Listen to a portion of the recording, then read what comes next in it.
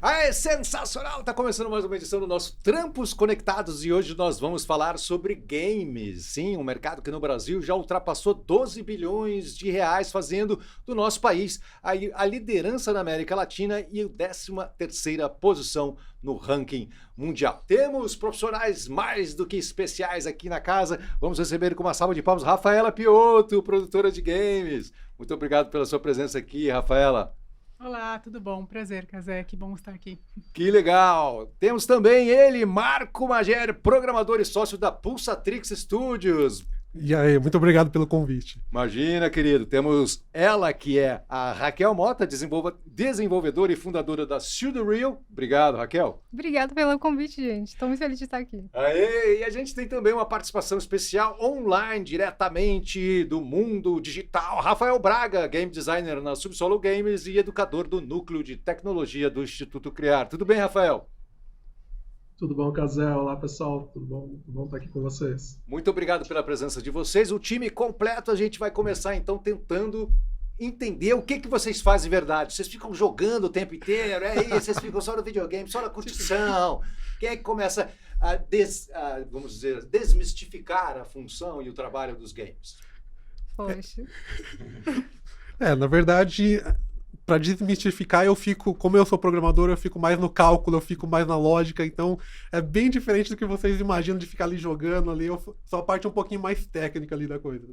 E comigo, muitos outros lá dentro do estúdio também vai para essa área, também tem a parte de arte, que dá um pouquinho mais artístico, 3D, 2D e coisa do tipo, mas não é ficar só jogando o dia inteiro, não. Não era, mas foi o jogo que te levou a participar da empresa, do mercado de games, ou foi a matemática que você gostava já? Um pouco das duas coisas. Quando eu era pequeno, eu já amava jogos ali. Eu nem sabia que eram pessoas que faziam jogos. Quando eu era tão pequeno, eu pensei, nossa, deve ser...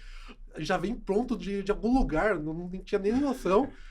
Com o tempo, eu fui gostando de matemática, lógica. Fiz faculdade de ciência da computação. No meio do caminho, eu saí dessa área porque eu não via futuro na época, porque era muito tempo atrás. Fui para a área de arquitetura, modelagem 3D... E daí eu vi um caminho, peraí, isso aqui que eu faço de modelagem 3D também se usa em jogos. Pode ser que eu tente voltar agora. Comecei a trabalhar para estúdios, comecei aqui no Brasil, depois fui para estúdios fora e depois, um belo momento ali, com mais 2 sócios, a gente montou algo próprio para começar a realmente produzir jogos aqui no Brasil. Muito legal. Rafaela, Raquel, e vocês? Como é que foi? Poxa, pra mim é uma história um pouco maluca, porque eu descobri, assim, a carreira em si de games quando eu era criança, mas eu não sabia que isso era possível no Brasil. Porque, basicamente, eu era uma criança que odiava ler, hoje eu amo, e meus pais, eles decidiram que era melhor me educar com jogos. Então, não sei se alguém lembra, uma época que era nas banquinhas, tinha muitos CDs de jogos, também CD-ROM? dentro do... Nossa, Exato! Você é da época do CD-ROM? Exato, sou! até no mercado, naquelas bainhas de mercado que você ia, tinha também, né? Então, assim, meus pais compravam muito daqueles jogos, não só educacionais, mas como jogos que não são de cunho educacionais, pra fazer eu me interessar a aprender. E aí foi assim que eu comecei a aprender a ler, a escrever, tudo com incentivo de jogos em si, de jogos digitais. E aí, conforme os anos foram passando, eu fui para a faculdade, né? Estudei ciência da computação 1 ano e meio, né? Depois eu falei assim, não, preciso migrar para uma faculdade pública, né? Porque na época eu fazia particular. E aí eu fui para a FATEC estudar lá na desenvolvimento de sistemas. E na faculdade que foi que eu decidi que eu ia fazer um TCC junto com o meu sócio na Sudoreal, né? Que também é meu esposo, na época a gente já era namorado. E a gente foi fazer um jogo, basicamente, que era para ajudar pacientes pediátricos na coordenação motora das mãos.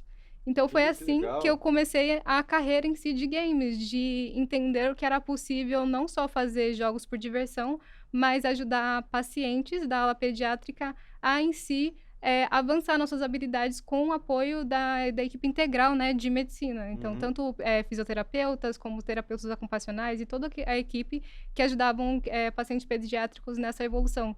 E aí foi assim que comecei, né? Aí logo que terminou a faculdade, eu decidi com meu esposo abrir um estúdio de jogos e a gente falou assim, bom, por que não, né? E aí que surgiu a ideia de vamos fazer a Sudoreal, mas focando principalmente na história da nossa cultura, que é a cultura negra, né? Que o Sudoreal é um estúdio de jogos focado na cultura negra em si. e a gente pode conversar isso mais pra frente sobre. Muito legal. No caso do Marco, ele está mais associado à modelagem 3D, à coisa da arquitetura e tudo. No seu caso, você é uma produtora executiva, é uma criadora? Basicamente, eu lido com estratégias em relação à equipe, à empresa em si de avanço, mas também eu faço parte da direção criativa dos jogos. Bacana. E você, Rafaela? A minha carreira, acho que foi mais ou menos um pouquinho de todo mundo, assim. Uma paixão em games por, sei lá, desde que eu era criança, né? E aí, quando eu fui realmente, de fato, fazer faculdade, tinha opção em fazer faculdade em games e fazer faculdade de design digital. E eu sempre gostei de games, eu sempre fui a nerdola do rolê, assim, sempre. E aí, no final das contas, eu falei, na época, era, sei lá, quase 15 anos atrás, o mercado de games brasileiro não era promissor, não era que não era promissor, mas não existia muitas empresas no mercado brasileiro. E aí eu falei, eu vou fazer design digital, que parece que tem um pouquinho mais de coisas ali acontecendo, e aí eu acabei indo para a área de design digital, mas tudo muito correlacionado no final das contas, né? E eu sempre continuei com muita paixão, assim, por games, né? Então, e os meus contatos sempre foram muito próximos com as pessoas também que produziam games, né? Inclusive, meu marido, ele trabalha, sei lá, muitos anos na carreira em games. Mas e vocês estão na indústria do game ou do casamento? Todo mundo, né? E acho que nesse final foi meio isso, assim, foi tipo, depois quando eu comecei a ver esse crescimento, assim, e eu fui animadora, né, durante muito tempo, fazia animação, não animação de torcida, gente, animação no caso, que todo mundo confunde, animação no caso para publicidade em 2D. E acabou que foi meio correlacionado, assim, eu fazia de vez em quando uma animação para games ali, conhecia um pouquinho do mercado, trabalhei muito pouco com programação, não sou uma programadora, gente, mas lógico que de programação eu entendo o mínimo, pelo menos, meu time pelo menos entende isso, quando eu falo só, vocês podem falar algumas coisas, mas eu vou entender mais ou menos aqui e vou saber o básico. É interessante o que você está trazendo, porque as pessoas muitas vezes não percebem isso, né? Acham que é simplesmente ou tão somente funções tecnológicas de codar e tudo, não sei o que, mas tem toda essa parte de design, de arquitetura, né? Outras profissões também podem participar desse mercado. Tem muitas profissões. A gente pode até entrar mais na frente, mas tem, por exemplo, e-games, né? Que a galera faz profissões, até, por exemplo, psicólogo, para essa galera que faz... que são times, né, que fazem, por exemplo, League of Legends, tem times que fazem para campeonatos, Sim, massagista, muito grande, tudo. Né, da competição. Tudo, nossa, tem muitas carreiras que podem ser migradas para essa área de games, que não necessariamente só a área visual em si, né, mas tem outras áreas também. E no final das contas, eu acabei migrando para essa área, né, no final das contas não resisti e fui indo para essa área, falei, acho que está na hora mesmo de sair dessa parte de animação e fazer o que eu queria sempre, sabe? Foi meio que esse baque, assim, foi dar um passo para trás para poder voltar para onde eu queria estar, sabe? Bacana. E no seu caso, Rafael, como é que é? Qual é o tipo de trabalho que você desenvolve no dia a dia como game designer na Subsolo Games? Pô, eu sou um game designer que também é pixel artista. Pixel art é um tipo de arte que é meio ali retrô, né? Quem vai lembrar do Super Nintendo, do Mega Drive. Isso diz muito sobre como vem o meu gosto pelos games, né? Vem ali da infância e por eu ter um recorte, eu sou preto, sou periférico, né? Fazer jogos no Brasil diz muito sobre acesso também, né? Então, durante a infância eu não tive muito acesso, eu tive muito sonho de jogar videogame, então eu ia na locadora ali do bairro, jogava com os amigos, então foi muito difícil acessar essa coisa do videogame, mas ao mesmo tempo sempre foi um sonho muito grande, muito intenso, mas todo mundo que é assim, um pouquinho mais vintage, né? que é de uma época onde não tinha faculdade de jogos no Brasil, né? Onde não era tão falado assim o ato de ser um game designer, um programador, enfim, vai pegar um período ali que vai partir para uma outra formação, né? Eu, a partir do acesso com políticas públicas à faculdade, resolvi fazer design gráfico para ficar próximo, né, daquilo que eu imaginava que tivesse ali um pouco a ver com o fazer dos videogames, né? E a partir daí sempre mantive essa coisa de procurar fazer os meus próprios desenhos, né? Ali fazer alguma coisa relacionada a jogos. Aí, a partir do momento que eu trabalho, consigo comprar um computador, eu começo a jogar muito jogo de futebol e até isso diz um pouco, né? O jogo de futebol naquela época não tinha o Corinthians, né? Não tinha o rival, o São Paulo, então eu queria fazer os uniformes, né? Então, a partir de representar a minha realidade, a realidade que estava no entorno, eu começo a fazer uma arte de videogame voltada para essa representação da periferia, né? Isso vai me abrir algumas portas, depois eu começo a fazer advergames, que são jogos ligados ali mais com campanhas publicitárias, ou então fangames, né, que eram jogos de coisas que eu queria fazer. Por exemplo, um jogo que eu fiz pro Babu Santana enquanto ele estava no Big Brother, que eu queria torcer por ele, esse jogo viralizou. E isso me levou a fazer campanhas para outras empresas, né? Fiz uma campanha para um show dos Racionais no Rock in Rio, né? Então, estou sempre fazendo essa coisa mais ligada a Diver Games, né? Que são esses games ligados a publicidade. Tanto comercial quanto publicidade, né? Quando você fala game designer, é você que faz o desenho geral do game do ponto de vista arquitetônico, ou você faz desenhos próprios, desenha cada personagem, como você falou, desenha os uniformes, é isso? Você que dá o visual, a cara do game. O game design é uma área muito ampla, assim, então tem vários, ele é um cobertor, né, que envolve ali, tem vários tipos de game designer, por exemplo, o game designer que vai mexer com a parte mais visual, vai dar o tom ali do level design, que é fazer o cenário, enfim, mas geralmente o game designer ele vai ser a pessoa que vai fazer ali uma direção, né, então vai falar para o programador como balancear esse jogo, vai falar para o músico ou para a música como vai ser o tom da música desse jogo, então tá muito envolvido ali com todo esse mood, né, essa coisa, como o jogo vai fazer o jogador sentir, né, então tá ligado a todos os aspectos ali de decisões de como esse jogo vai funcionar, né. Mas tem muito game design que faz outras áreas também, né. Entendi, ficou bem claro. Quais são as principais inovações e tecnologias que já estão inseridas nesse universo atualmente? Assim? A inteligência artificial já está entrando, já está chegando? Acho que depende do estúdio. Acho que a gente tem que falar um pouco disso também, né? Que depende muito de qual meio você está inserido, porque tem grandes empresas que usam, tem pequenas empresas que não usam, vai muito disso. Mas tem a ver com o orçamento? É mais caro, é menos caro? Não é muitas vezes sobre orçamento, às vezes é a escolha. Por exemplo, pra gente, na Solarview, é muito complexo a gente querer utilizar uma inteligência artificial, por exemplo, para criar arte, sendo que vai perder aquela característica que a gente está falando sobre o Brasil, sabe? Por mais que a gente consiga treinar a inteligência artificial para fazer desenhos característicos, principalmente falando de cultura negra, não vai ter uma identidade própria de um artista específico que a gente escolheu a dedo e falou assim, nossa, gostei do trabalho desse artista, eu vou escolher ele.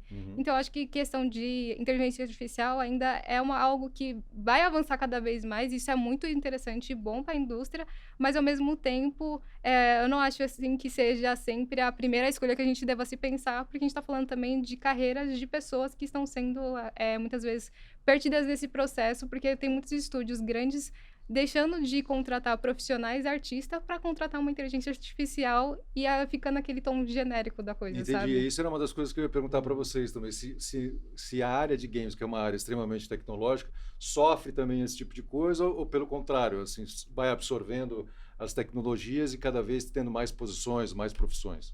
Isso também depende também da empresa. No nosso caso, a gente absorve como uma ferramenta complementar. Então, tipo, a gente tem a pessoa lá que está fazendo o concept art, mas ela, para ter alguma ideia, ela usa a ferramenta. Mas, no fim das contas, é ela que está realmente desenhando, colocando aquela ideia, porque a gente usa não para ter uma visão final do que vai ser a coisa. É só para a gente ter a ideia inicial. Tá.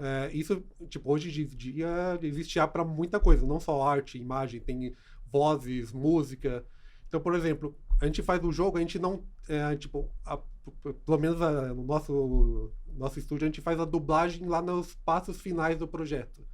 Então, pra gente já ter uma blocagem que é tipo um provisório pra gente saber se esse texto aqui vai bem falado ou não vai bem, a gente consegue usar essas IA pra fazer a voz guia. Isso, para fazer a guia. Para lá no fim, agora tá aprovado, não vamos alterar, agora vamos lá no estúdio de dublagem, vamos contratar o dublador para fazer. Mas a gente não tem essa ideia de vamos pegar IA e vai fazer o produto final pra gente. Isso aí eu acho que tá longe e também é o que ela falou. Tira aquela característica humana fazendo ali, aquela vivência que a pessoa teve para fazer aquilo também. Eu acho que sobre IA, assim, né? Tem muitas tecnologias novas, na verdade, que têm se inserido no mundo de games. IA é uma delas, mas eu acho que IA é mais ou menos como foi Photoshop, por exemplo, que surgiu. A gente não sabia usar, todo mundo falava, meu Deus, vai tirar o emprego dos ilustradores e não sei o quê. E no final das contas foi uma coisa que a gente aprendeu a utilizar ao nosso dia a dia, junto com os humanos, por assim dizer, né? Então, eu acho que ainda a gente é muito novo. Existe, sim, muitas empresas que têm usado para meios não muito bons, assim, sabe? Por exemplo, pro lado mal, né, do rolê. Mas, no final das contas, eu acho que é um aprendizado. É isso, tipo, a gente tem aprendido a usar como algo complementar, assim. E eu acho que tem muito para evoluir. Ainda é muito novo. A gente está aprendendo ainda como descobrir essa tecnologia. Mas, para além da IA, eu acho que tem a VR também, né? Que é a realidade virtual, que, cara, tem inclusive para aprendizados, assim, sabe? Como, por exemplo, muitas empresas usam a VR para treinamentos com máquinas, sabe? Você cria jogos, tudo para fazer treinamento de segurança de máquinas. Como, por exemplo, a indústria aeronáutica, que o piloto não vai entrar num avião antes de fazer não sei quantas horas de simulação, coisas desse tipo. Exato. Um pouco antes de eu entrar nos jogos, eu fazia isso. Eu criava simulações para treinar alguém para fazer algo perigoso, por exemplo. De avião? Ah, é?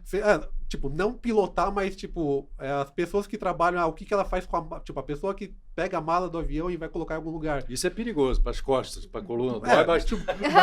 Não tanto assim como, sei lá, a gente já fez também para bombeiros também. Então, situações de perigo, tá? Tem um incêndio no apartamento, qual que é as etapas para chegar lá? Não é simplesmente entrar. Então, isso a gente fazia com realidade virtual. E, tipo, a pessoa não sente perigo para depois desse treinamento, agora eu vou fazer um simulado mais real, saio do virtual e vou pro físico. Né? Então é comum isso aí tá acontecendo hoje em dia. Essa tecnologia é ótima para se explorar, principalmente como, por exemplo, existe físico, por exemplo, né? Você consegue fazer exercícios físicos em games. Que te dá badges, né? Te dá objetivos para você evoluir. Então, acho que tem muita coisa para aproveitar ainda. E o Nintendo Wii, lembra? Sim, que exato, os áudios para fazer boxe, correr, que às vezes jogava na TV e quebrava a TV sem querer. Na percepção de vocês, por que sumiu o Wii? O que aconteceu? Acho que é o avanço da tecnologia, né? Tipo, tudo que é novo, em algum momento ele vai se tornar obsoleto se não existir um avanço específico sobre aquilo. A gente olha principalmente pensando, também teve o Xbox com Kinect, tipo, é uma tecnologia poderosíssima, sabe? Ainda é utilizada-se muito, só que a gente sabe que se não tem um empenho das empresas em si sobre aquela tecnologia desenvolvida, alguma hora vai sair algo totalmente diferente que vai acabar substituindo aquilo. Então, basicamente, eu acho que é mais sobre a manutenção em si das empresas, em quererem desenvolver aquela ferramenta e alcançar cada vez novos parâmetros do que, de fato, falar assim que as pessoas pararam de utilizar, sabe? Porque Entendi. as pessoas utilizam e muito. Só que não ainda acabou perdendo aquele sentido popular da coisa da indústria, né? Rafael, na sua percepção, quais são as funções que as pessoas que estão nos assistindo nesse momento, que querem entrar no mercado de games, deveriam estar se focando para ter mais chances de se iniciar nesse mercado? Bom, essa é uma pergunta tanto complexa, porque o mercado de jogos, né, ele é uma área que tem bastante entrada, né? Então, se a gente começar a falar que a gente não para nunca, porque vão ser desde ilustradores, programadores, músicos, então... Mas o ilustrador tem que ter também, tem que usar um determinado programa, né? Não é simplesmente ser um ilustrador, o cara tem que ter o domínio do software e tal. Às vezes aí você troca de software e o cara tem que fazer um novo curso. Sim, o que acontece é que e eu acho legal dar um passo atrás nessa questão da inteligência artificial, da tecnologia, uma coisa dando aula, que eu dou aula para alunos periféricos, né? Então, quando a gente vai falar sobre a inteligência artificial, é sempre uma questão de educar o que é a inteligência artificial. Quando a gente vai falar sobre qualquer tecnologia nova que está surgindo, a gente tem que educar essa pessoa para ela entender do que se trata aquela tecnologia, e a gente tem que dar esse passo atrás também de explicar o que é a mídia, né? O videogame, acima de tudo, ele é uma mídia, assim como o cinema, a literatura. Então, acho que a gente ainda no Brasil começa a difundir mais o que é o videogame enquanto mídia, né? Então, se você pegar um jogo dentro da indústria AAA, que são os grandes, os americanos, os europeus, essa indústria bilionária, se você pegar o crédito de um GTA, por exemplo, né, que é um dos jogos mais populares, você vai ver meia hora de crédito passando. Então, tem desde ilustrador que é concept artist, né, vai ter ilustrador que é ilustrador de capa, vai ter designer que faz o X, que é de experiência de usuário, vai ter programador que programa água, que programa roda, que programa pneu. Então, as áreas são tão diversas que eu arriscaria dizer uma coisa que eu falo. Qualquer área artística, ou então área de programação 3D, todas essas áreas correlatas, se você já tiver uma expertise, você vai conseguir acessar o mercado de jogos por essa expertise que você tem, né? Então, é um mercado muito aberto para diversas profissões, né? Diversos saberes. Então, é muito, muito amplo. Tal qual o cinema, né? Então, você pode ser um ilustrador para cinema, fazer concept art para cinema. Para o games é a mesma coisa, né? Cara, ficou muito claro que do ponto de vista técnico existem um leque muito grande assim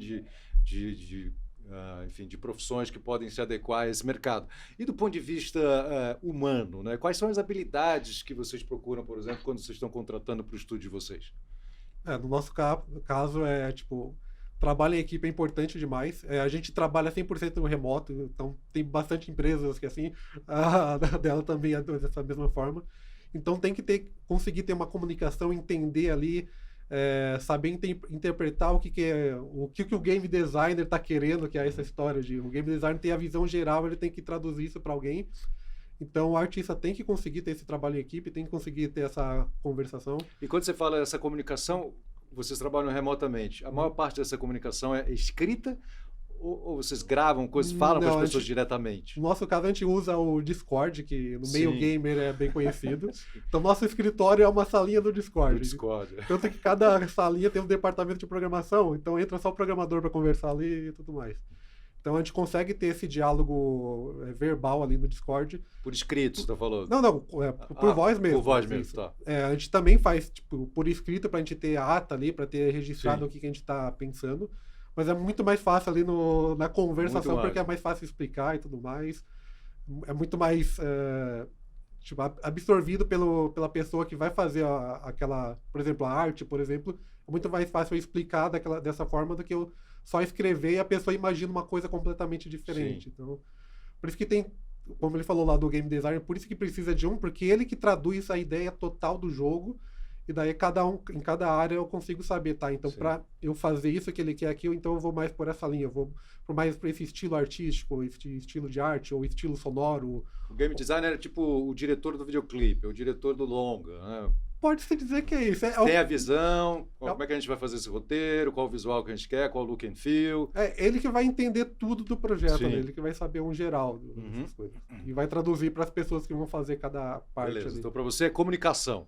Saber comunicar, saber explicar as coisas, saber trabalhar em equipe. E qualidade também é indispensável também. Então, a gente consegue analisar se, aquilo lá se enquadra nesse tipo de projeto ou não. Porque eu posso ser um designer, mas eu faço, sei lá, voltando lá para o concept art. Eu posso ter um concept art que é ultra realista. Tá, meu jogo vai ser ultra realista, então combina. Outro não, um concept mais cartoon. Tá, então se eu vou fazer um realista, esse já não bate. Então, esse concept vai se dar bem se ele falar com alguma empresa que já tem jogos nesse estilo mais de cartoon. Então, para todas as outras áreas também é a mesma coisa. Entendi. É profissional alinhado com o estúdio ali, com o interesse do projeto. E na sua percepção, Raquel? Bom, geralmente a gente sempre pensa em sessões, né? A gente, primeiro, a comunicação sempre é essencial, é muito importante, mas não só isso, é entender se a pessoa, ela tem, como posso dizer, ela gosta de falar sobre cultura negra em si. Hoje, nosso time é composto por 100% pessoas negras.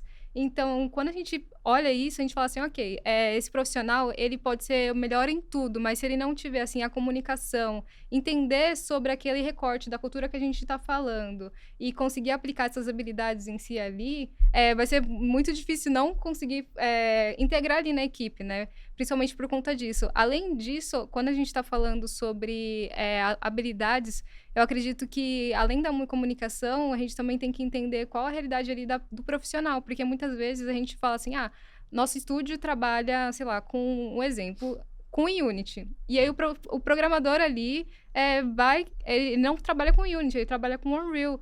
E o que a gente pode oferecer para esse programador que quer entrar no seu time, porque é uma troca, né? Eu não acredito que é só de, eu te demandando coisas, sabe? Eu sempre acredito que é uma troca. Então, o que a gente pode fazer para aquele profissional que quer trabalhar com a gente quer trabalhar com ele para ele se integrar no time, utilizando a ferramenta que a gente precisa, mas dando suporte a ele. Eu acho que isso é muito interessante, porque a pessoa ela também tem que ter sede de aprender, sabe? Sede de aprender coisas novas, sede de aprender, reaprender, na real, coisas que ela já sabe, mas que talvez que pra gente seja forma diferente de fazer. Então, esses são os principais, assim, quesitos que a gente sempre olha para que as pessoas, elas consigam se sentir parte da equipe, porque não tem como dizer que uma pessoa que vai trabalhar com você, ela não pode ficar, como posso dizer, confortável com aquele ambiente de trabalho, sabe? Então, para mim, esses são os pontos mais importantes enquanto organização de equipe. E em relação à comunicação, né? Você estava comentando sobre como que existe a comunicação, a gente sempre usa 2 meios de comunicação, que é também o Discord e tudo mais, mas também sempre documentar tudo que a gente faz. Porque é naquela conversa ali e aqui que muitas vezes as empresas e os times acabam se perdendo em informações, e aí o registro é muito importante. Então, tipo, não deixe de registrar tudo que vocês fazem, porque talvez isso não seja importante agora, no momento, mas lá na frente, sei lá, daqui 1 ou 2 anos, a gente fala, poxa, tipo, eu lembro que a gente já conversou sobre isso, tipo, mas em que momento? Nesse momento X, então vamos ver lá no histórico de arquivo que a gente já fez sobre isso, para que não perca tempo nessa comunicação. Tudo de novo, criando tudo de novo. Exato. Muito legal. Rafaela, você disse que há 15 anos atrás, quando você se apaixonou por essa coisa, você não parecia ter um mercado de trabalho, pelo menos naquela época não tinha mesmo, mas isso mudou bastante, né? A gente tem alguns dados aqui da Abra Games, a Associação Brasileira de Produtoras de Games, né? Que em 2018 a gente tinha 375 empresas na área, e hoje, em 2022, subiu 170%, já bateu mais de 1.000 estúdios hoje trabalhando com games no Brasil. Como é que você vê o mercado de games daqui para frente, né? Porque o Brasil está faturando 12 bilhões, mas o mercado vai chegar a 300 bilhões de dólares. Quer dizer, o Brasil ainda tem uma participação muito pequena nesse mercado. Como é que você vê o futuro da indústria de game? E assim, o Brasil ele está produzindo games para os outros lugares, ou o Brasil está ficando com os copyrights também? Está desenvolvendo isso? Tem a propriedade intelectual desses games? Essa é uma pergunta interessante, porque... Aê! Eu acredito, né? Acho que tá todo mundo aqui acredita a mesma coisa, mas eu vou dizer a palavra que a gente vive dizendo, que a gente diz para sempre em games em geral. Depende. Mas eu acho que depende muito, por exemplo, para qual tipo de empresa a gente está falando. Então, por exemplo, se a gente está falando de AAA, muito difícil, por enquanto, o Brasil atingir um nível de AAA. Então, existem muitas empresas que fazem outsourcing. Que a empresa de outsourcing significa que é você trabalhar, prestar serviço para outros, né? Basicamente é isso que você faz. Então, existem muitas empresas brasileiras que, para conseguir acessar esses jogos, né, que são grandes jogos, eles prestam serviço para empresas de fora. Então, eles acabam fazendo serviços para grandes empresas e tudo mais. Eu acho que o Brasil, ele tem muitos jogos próprios, bastante IPs, né? A gente, inclusive, tem pessoas aqui que trabalham com jogos incríveis, que têm as suas próprias IPs. E isso tem crescido muito, assim, acho que nesses últimos anos a gente tem observado jogos que ficaram super famosos, assim, da própria indústria brasileira, mas a gente ainda está encaminhando para um jogo que seja AA, né, que são o quase AAA, né, que são grandes jogos também, e também para o AAA, né, então nós ainda temos, eu diria que bastante aprendizado para poder chegar lá. Nossa indústria está crescendo muito, mas por enquanto a gente tem feito muito a parte de outsourcing e aprendido ali por fora também em relação a esses jogos, né? Mas eu acredito que tem bastante promissão, assim, sabe? Tem muitas empresas que estão crescendo, muito mercado que está abrindo, assim, sabe? Inclusive mercados que eu vejo que são da indústria brasileira mesmo, são jogos que são voltados para nossa cultura, que é muito importante, sabe? A gente trazer a nossa cultura para os jogos, que eu não vejo isso em grandes empresas ainda, sabe? Então, pequenas empresas que estão trazendo isso e mostrando que a gente tem capacidade para fazer isso. É algo incrível. Então, eu sinto que é isso, assim. Eu sinto que a gente tem bastante promissão aí para no ano que vem, quem sabe, a gente ter bastantes IPs novas aí em relação a isso.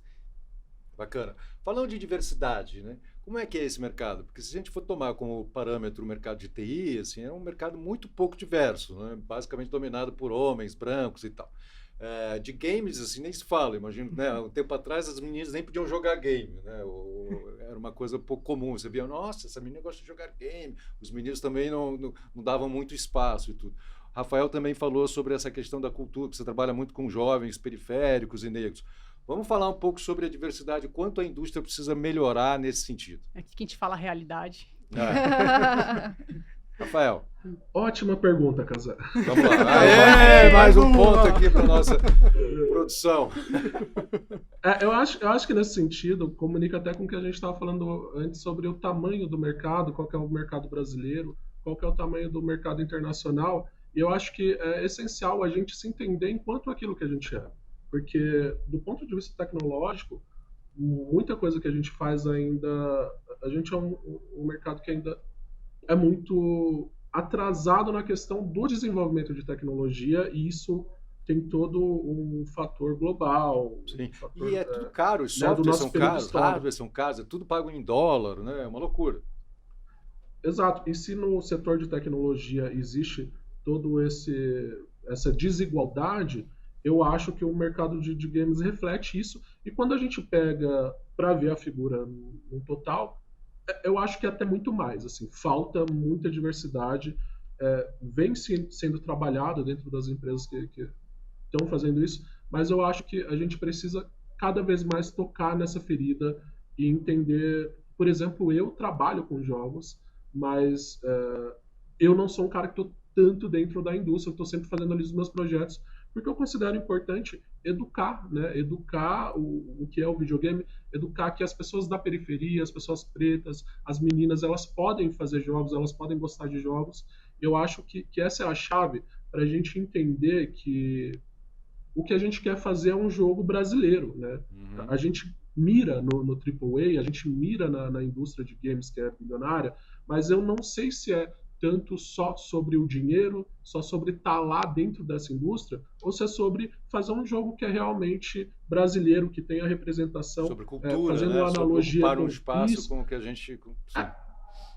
fazendo uma analogia com a música, talvez se a gente se prendesse, sei lá, só no hard rock ou no grunge, mirasse o que o rock era nos anos 80, talvez a gente nunca teria um maracatu atômico aqui no Brasil, né? Então acho que a gente ainda está no momento de entender, e começa a surgir narrativas muito potentes que o mercado internacional quer essas narrativas da gente, né? Então hoje a gente tem jogos sobre pessoas pretas, jogos sobre pessoas do sertão do Brasil. Então a gente tem diversas narrativas que a gente pode contribuir para esse mercado de forma geral, né? No mercado audiovisual a gente tem visto isso um pouco, né? Tem uma série que ficou bastante famosa no Netflix, lá, que é o Cangaço, não é do Netflix, acho que é da Amazon, que é o Cangaço Novo. É disso que você está falando, né? Da gente colocar dentro da indústria e ocupar esse espaço com aquilo que faz parte da nossa cultura. E existia antigamente uma percepção de que você precisava fazer uma coisa global, mas na verdade isso está mudando, né? Quando você faz local, muito forte, com bastante autenticidade, você consegue viajar até mais longe, porque as pessoas conseguem identificar uma universalidade naquela percepção local. Muito interessante. Raquel e Rafaela, falando de diversidade, como é que vocês veem? O que já mudou desde que vocês entraram nesse mercado e o que ainda precisa? Quais são os grandes desafios ainda? Acho que falando assim, principalmente por a gente ser mulher, o acesso muitas vezes não é que não exista, mas são limitados. Então, quando a gente vê muitos projetos que tem Game Jams, que não sei se vocês já sabem o que é Game Jams, mas vou explicar que basicamente são projetos que você faz games entre 24 a 48 horas, tem até mais horas que você pode fazer, e aí você se junta com uma equipe para desenvolver um jogo ali naquele tempo. Como se fosse um hackathon, só que de game. Exato, exatamente isso. Aê, boa! E aí, basicamente, esses momentos assim, muitas vezes, quando existe uma Game Jam, né, que tem um local com muitos homens e poucas mulheres, ou até que tem bastante mulheres, mas elas não são em sua totalidade integradas àquele movimento, ali naquele momento, existe um afastamento, e a gente acaba minando isso em crescimento de carreira, né? Uhum. E hoje tem Game Jams focado em mulheres, não só mulheres no contexto geral, mas trans, enfim. E aí o que acontece? Dentro desse recorte da indústria em si, a gente sempre tem que pensar sobre acesso. O quanto a gente está fazendo os locais serem acessíveis para as pessoas entrarem. Porque a gente fala, diversidade aqui. Só que quantas vezes a gente viu tanto pessoas periféricas ou não periféricas tendo dificuldade de acessar a indústria por falta de equipamento, por falta de suporte educacional. Não tem como você falar para uma pessoa que não tem um computador ou até mesmo algum software específico para ela desenvolver a carreira dela se não existe ninguém para dar a mão para ela e falar assim, vem cá, eu vou te ajudar, sabe? Tipo, e isso é muito complexo, porque quando eu não sei se posso te falar aqui sobre a questão de pirataria. Eu posso entrar nesse tema? Claro. Ok, então vou falar. Eu não sou pirata, não. Bom, é exatamente isso, Rafa. Principalmente quando a gente pensa assim, quando a gente tem na indústria de games muitos softwares que são essenciais para o nosso trabalho, muitas vezes enquanto estúdios indies, ou até mesmo pessoas que não têm estúdios em si específico, mas são pessoas que querem aprender para evoluir suas carreiras, elas não têm dinheiro para comprar uma ferramenta específica de trabalho, nem que seja por assinatura. E o que acontece, que aconteceu por muitos anos com a gente, quando a gente tinha a estrutura, a gente pirateava esses softwares porque a gente não tinha acesso a essas ferramentas, que era essencial para nosso desenvolvimento de carreira. Então, por mais que por muito tempo eu fui contra a pirataria, eu comecei a entender que foi a pirataria que me fez chegar até aqui. Sim. De entender como que eu consegui, tipo, a gente brinca, né, de hackear o sistema para conseguir evoluir enquanto carreira, porque eu não tinha dinheiro para comprar o software mais caro que a indústria exigia, eu não tinha dinheiro para, enfim, crescer na minha carreira enquanto questão educacional. Claro, na verdade o que você está falando não é que você é a favor da pirataria, você é a favor de preços mais acessíveis. Exato. Derrubar a barreira, né, de entrada para que as pessoas possam participar. Ou campanhas Exato. que ajudem essas empresas pequenas a poderem financiar isso, sabe? Claro, né? Incentivos, Sim, né? exato. E acho que eu vou até um passo longe, adiante em relação a isso que a Raquel falou, mas é muito difícil pessoas diversas, no geral, entrar para a carreira, principalmente pessoas de periferia pretas. Muito difícil por causa disso, porque não tem computador, não tem acesso, não tem.